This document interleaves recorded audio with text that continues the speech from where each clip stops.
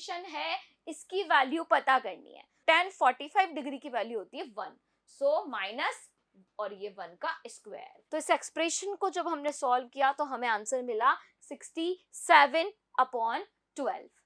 Hello students, welcome to Arise Your Talent. So students, we are learning our chapter Introduction to Trigonometry.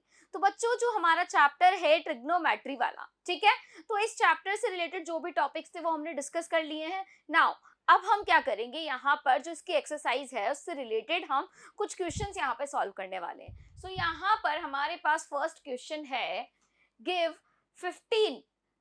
15 cot A is equal to 8, find sin A and sec A। Simple सा यहाँ पे क्या दे रखा है कि 15 cot A जो है वो इक्वल है मेरा किसके, 8 के। तो आपको क्या करना है, यहाँ पर sin A और sec A की जो वैल्यूज है वो पता करनी है। सो क्या करेंगे यहाँ पर हम, तो जो भी डाटा गिवन है सबसे पहले वो लिख लेते हैं। तो 15 cot A is equal to है मेरे पास में यहाँ पर 8, ठीक है। तो यहाँ से मैं लिख सकती हूँ क्या, cot A is equal to 8/15, right, लिख सकती हूँ। तो मुझे साइन और सेक फाइंड करना है। तो यहाँ पर cot A is equal to 8/15 दे रखा है। तो इसका मतलब ये, अगर ट्रिग्नोमेट्रिक रेशियोज को मैं रिकॉल करूं तो यहाँ पर ट्रिग्नोमेट्रीज का जो रिलेशन होता है वो क्या होता है, मतलब कोट अगर है मेरे पास में तो उसका साइड्स में क्या रिलेशन होगा। तो cot A is equal to मैं क्या कह सकती हूँ, यहाँ पर हो जाएगा मेरा बेस अपॉन परपेंडिकुलर, राइट। तो इसको मैं क्या लिख सकती हूँ, बेस अपॉन परपेंडिकुलर लिख सकती हूँ। तो इसका मतलब बेस और परपेंडिकुलर मेरे पास अवेलेबल है और मेरे पास हाइपोटेनियस नहीं है। तो कोई ट्रायंगल हम यहाँ पे ड्रॉ करें अगर, तो ये मेरा ट्रायंगल है, ट्रायंगल A B और C। तो जो एंगल है वो कौन सा है, एंगल A, ठीक है। अब एंगल A के अपोजिट वाली साइड होती है परपेंडिकुलर, एडजेसेंट साइड होती है बेस, और 90 डिग्री के अपोजिट वाली साइड क्या होती है, हाइपोटेनियस होती है। तो यहाँ से मुझे बेस की वैल्यू क्या मिलेगी, 8, एंड परपेंडिकुलर की वैल्यू मुझे मिलेगी 15, राइट। तो ये परपेंडिकुलर मेरे पास हो जाएगा 15, बेस हो जाएगा यहाँ हमारे पास में 8। अब मुझे साइन A और सेक A पता करना है। तो साइन A का फॉर्मूला क्या होता है, परपेंडिकुलर अपॉन हाइपोटेनियस, है ना, और सेक A का फॉर्मूला क्या होता है, हाइपोटेनियस अपॉन बेस। तो अब मैं यहाँ पर कैसे फाइंड करूं दोनों, तो अगर मैं यहाँ पर हाइपोटेनियस फाइंड कर लूं कैसे, पाइथागोरस थ्योरम अप्लाई करके, तो मेरे पास यहाँ बेस, परपेंडिकुलर, हाइपोटेनियस तीनों मिल जाएंगे और मैं कोई भी ट्रिग्नोमेट्रिक रेशियो फाइंड कर सकती हूँ। सो इसमें हम पहले अप्लाई करेंगे Pythagoras theorem. So in triangle ABC, in triangle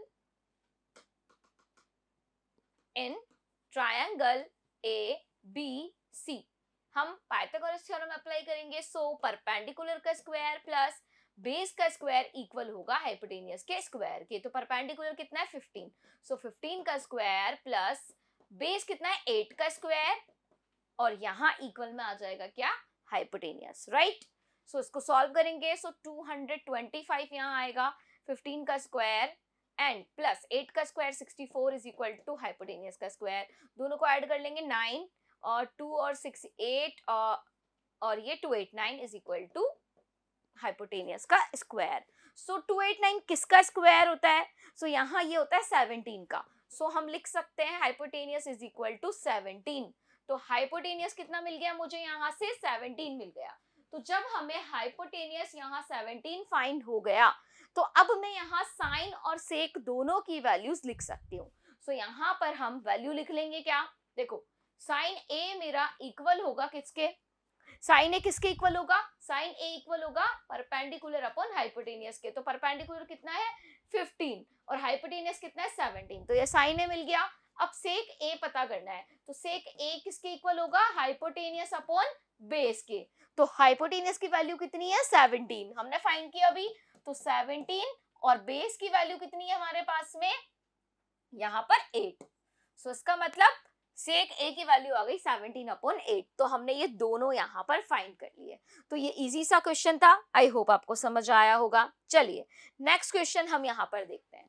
so next यहाँ पर क्वेश्चन हमें गिवन है क्या, देखो क्या बोला गया है, if cot theta is equal to 7/8, cot theta is equal to 7/8 मेरे पास है एंड हमें इवेल्युएट करना है कितना, 1 प्लस साइन थीटा ब्रैकेट में 1 minus sine theta upon 1 plus cos theta and 1 minus cos theta and second है कोट स्क्वायर थीटा। ये दोनों चीजें मुझे पता करनी है। तो सबसे पहले देखो यहाँ पर हमें क्या क्या अवेलेबल है, क्वेश्चन में गिवन क्या क्या है। तो क्वेश्चन में सिर्फ हमें क्या दे रखा है, cot theta is equal to 7/8 हमारे पास में गिवन है। तो ये जो 7/8 हमें दे रखा है, हमें क्या करना है, यहां पर कोट की वैल्यू आपको पता है, क्या फॉर्मूला होता है, कोट थीटा अगर है हमारे पास तो हम क्या कहेंगे उसे, बेस अपॉन परपेंडिकुलर। सो ये मेरे पास किसके इक्वल है, बेस अपॉन परपेंडिकुलर के इक्वल है। तो यहाँ हम कह सकते हैं कि बेस मेरे पास में है 7 एंड परपेंडिकुलर है मेरे पास में 8। तो मान लेते हैं हम यहाँ पे हमारे पास कोई ट्रायंगल है, so this is the triangle ABC, ठीक है। ये थीटा यहाँ हमारे पास में कोई एंगल है ना। और अब देखो थीटा के अपोजिट वाली साइड होती है परपेंडिकुलर, तो मतलब ये हमारा परपेंडिकुलर हो गया एंड एडजेसेंट साइड हमारी बेस हो जाएगी। और हाइपोटेनियस हमें यहाँ पे पता करना होगा, तभी तो हम साइन और कॉस निकाल पाएंगे। साइन और कॉस निकालेंगे एंड उनकी वैल्यू यहाँ पुट करेंगे और ये इसका आंसर बाहर आ जाएगा। इसी तरह से कोट स्क्वायर थीटा में कोट की वैल्यू पुट करके हम इसे फाइंड कर सकते हैं। तो सबसे पहले हमें हाइपोटेनियस फाइंड करना है, देन उसके बाद साइन थीटा और कॉस थीटा पता करेंगे। So in triangle ABC Pythagoras theorem apply करेंगे, क्या होती है, बेस का स्क्वायर प्लस परपेंडिकुलर का square is equal to hypotenuse का स्क्वायर। तो बेस कितना है 7, 7 का स्क्वायर करो, परपेंडिकुलर कितना है 8, 8 का स्क्वायर करो और दोनों को सॉल्व करो और हाइपोटेनियस यहाँ पे हमारा फाइंड हो जाएगा। सो ये 49 प्लस 8 हमारा 64 एंड ये हाइपोटेनियस का स्क्वायर, सो ये होगा 3, 9 और 4 13 और 5 ये 1 1 13, कितना आ गया, यहां हमें मिल गया देखो 49 और ये 64, सो 13 और ये 5 तो 11। सो हाइपोटेनियस मेरे पास में यहाँ कितना आ गया 113, ठीक है। ये हाइपोटेनियस का स्क्वायर है, सो हाइपोटेनियस कितना होगा √113 होगा, राइट। तो ये बेस और परपेंडिकुलर हमें मिल गया और हाइपोटेनियस भी हमें मिल गया, कितना √113 यहाँ पर हमें मिल गया है। अब हमें क्या करना है, अब हमें साइन थीटा पता करना है। तो साइन थीटा कितना होगा, perpendicular upon hypotenuse. So perpendicular कितना है यहाँ हमारे पास, ये है 8, हाइपोटेनियस कितना है हमारे पास √113। इसी तरह से कोस थीटा पता करेंगे, तो कोस थीटा कितना होगा, base upon hypotenuse, so we can write 7 upon √113। ये दोनों वैल्यूज मुझे मिल गई, साइन थीटा और कोस थीटा दोनों पता चल गए। अब फर्स्ट वाला क्वेश्चन हम सॉल्व कर सकते हैं। तो फर्स्ट वाले में क्या लिखा है 1 प्लस साइन थीटा, तो 1 प्लस साइन थीटा की जगह क्या पुट करेंगे हम 8 अपॉन √113, फिर ब्रैकेट क्लोज, फिर 1 माइनस वापस से साइन थीटा, तो देखो 8 और अंडर रूट में 1 1 इस तरह से आ जाएगा, सारी वैल्यूज आप पुट करेंगे, फिर 1 प्लस कोस थीटा की वैल्यू कितनी है 7 अपॉन √113, तो यहाँ पे 1 माइनस 7 अपॉन √113 आ जाएगा। अब ध्यान से देखो, ये जो मैंने यहाँ पर लिखा है ये बन रहा है a प्लस बी और a माइनस बी का फॉर्मूला। तो यहां से हम इसे क्या लिख सकते हैं, a square minus B square. तो यहाँ ये मेरा बन जाएगा 1 का स्क्वायर माइनस 8 अपॉन √113 का स्क्वायर। सिमिलरली यहाँ पे भी यही होगा, 1 का स्क्वायर माइनस 7 अपॉन √113 का स्क्वायर। इसे सॉल्व करेंगे तो सॉल्व करने पर क्या आएगा, देखो ये मेरा 1 माइनस ये 64, 8 का स्क्वायर और 113 एज इट इज, फिर 1 माइनस 49 एंड 113।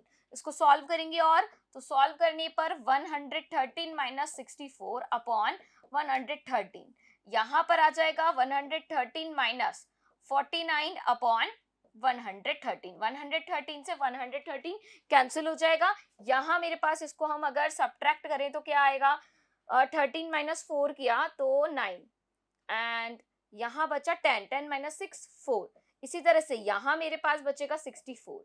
सो 49 अपॉन 64 मेरे पास में यहाँ पर किसका आंसर आ जाएगा, इस एक्सप्रेशन की वैल्यू आ जाएगी। तो ये तो हो गया मेरे फर्स्ट वाले एक्सप्रेशन का आंसर। अब है सेकंड।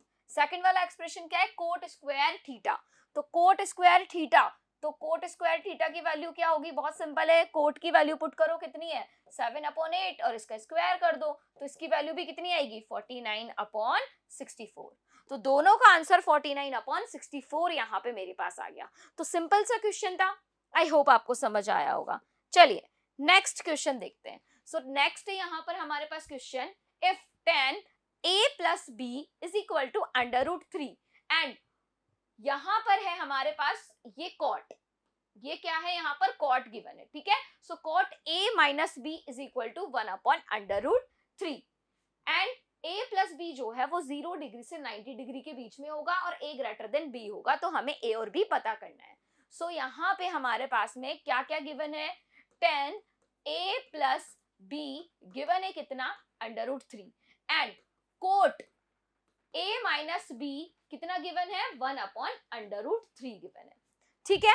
अब इस क्वेश्चन को हमें यहाँ पे सॉल्व करना है। देखो ऐसा एक एग्जांपल भी हमने सॉल्व किया था, राइट, तो बिल्कुल उसी तरह से इसे करेंगे। सो 10a + b = √3 गिवन है, तो हमें क्या करना है, √3 की वैल्यू हमें लिखनी है 10 की फॉर्म में। तो √3 जो है उसकी क्या वैल्यू होती है 10 में, तो आपको वो टेबल रिकॉल करनी होगी, जो टेबल हमने पढ़ी थी कि 1030 की वैल्यू क्या होती है, 1060 की वैल्यू क्या होती है, 1090 की वैल्यू क्या होती है, तो इस तरह सारी वैल्यूज लिखी हुई थी उसमें। तो √3 10 में किसकी वैल्यू होती है, 1060 डिग्री की। So we can write 10a + b = 1060 degree, इसी तरह से लिखेंगे, राइट। अब देखो यहाँ पे कोट a - b लिखा हुआ है = 1/√3, तो हमें पता है कि कोट में अगर हम 1/√3 वैल्यू देखें तो ये किसकी होती है, कोट 60 डिग्री की। सो यहां से हम लिख सकते हैं cot a - b = cot 60 degree, okay. So यहाँ पे अब हमारे पास इधर 10 आ रहा है, इधर 10 आ रहा है, यहाँ a + b और यहाँ 60 डिग्री है। सो इसे हम लिख सकते हैं क्या, a + b = 60 डिग्री, राइट। ये हो जाएगी इक्वेशन 1। यहां से मेरे पास में क्या लिखा हुआ है, cot a - b = cot 60 degree. So we can write a - b = 60 degree, तो ये हो जाएगी इक्वेशन 2। सो इक्वेशन 1 और 2 मुझे यहाँ पे मिल गई, 2 वेरिएबल से a और b, इधर भी a और b, तो यहाँ दोनों इक्वेशंस को सॉल्व करके मैं a और b फाइंड कर सकती हूँ। तो क्या करूंगी, इक्वेशन 1 और इक्वेशन 2 को ऐड कर दूंगी। सो इक्वेशन 1 और इक्वेशन 2 को आप यहाँ ऐड करेंगे। सो यहाँ ऐड करते हैं तो कुछ इस तरह से मेरे पास में यहाँ पे इक्वेशन आती है। अब इन्हें ऐड किया तो b जो है वो तो हमारा कैंसिल हो जाएगा एंड 2a जो है, यहाँ 2a आया, 2a = 120 एंड a = कितना आ गया, यहाँ से 60 डिग्री आ गया, राइट। सो a = कितना आया हमारे पास, यहाँ से 60 डिग्री आ गया। अब बारी आती है b की, तो आप कोई भी इक्वेशन में यहाँ पर क्या कर सकते हैं, a की वैल्यू पुट कर दो तो आपको b मिल जाएगा, right. So a + b = 60, so a की वैल्यू 60 पुट करेंगे and b as it is और यहाँ पे 60।